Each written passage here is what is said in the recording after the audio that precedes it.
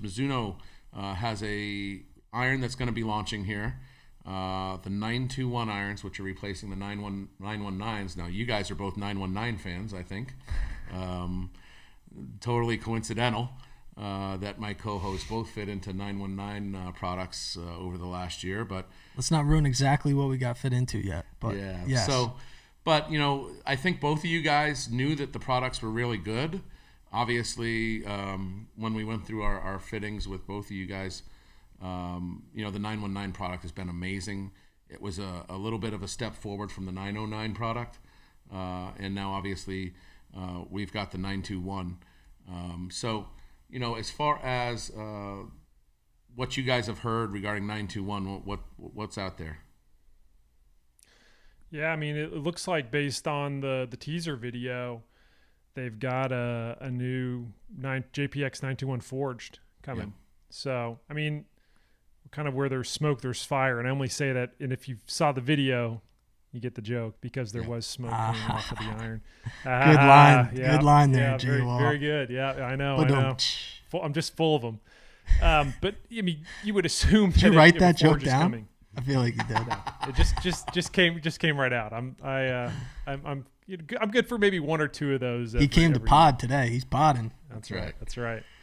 But I mean, you would think if there's a forge coming, it's got to be a full line. So now we kind of got to wait and see what's next as they tease it. But I mean, it's got a really good look. I love the design of that JPX, just more from an aesthetic standpoint.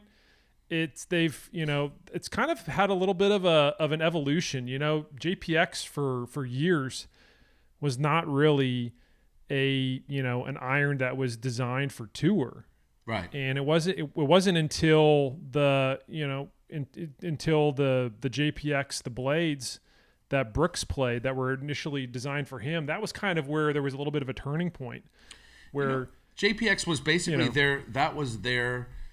Mizuno had that stigma for so long as being a single-digit handicap better players club. Mm-hmm. Yep. And obviously when you look at the distribution of golfers and handicap and skill, the middle of the bell curve is that 12 to 22 handicap, and that's what majority of golfers out there. As far as if you're trying to maximize your opportunity to sell product and get it into the most, sell the most units possible, you're going to do better selling products that are targeting 15, 18 handicaps than you are tour players, because there aren't that many 3 handicaps and lower that play.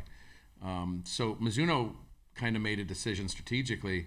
How do we get into this market? How do we break through that stigma of being only an elite players club? And the JPX line was supposed to address that.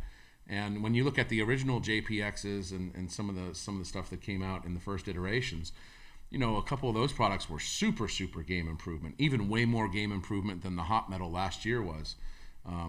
Very shallow faces, very long blades, tons of perimeter weighting, huge fat soles.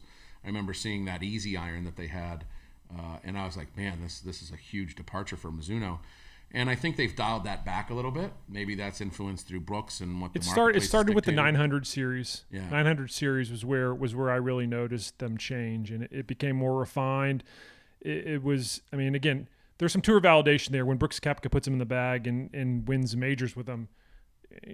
Tour success is going to make recreational golfers take notice. But yeah, that to me was from an aesthetic standpoint. I really noticed them change. It became a lot cleaner.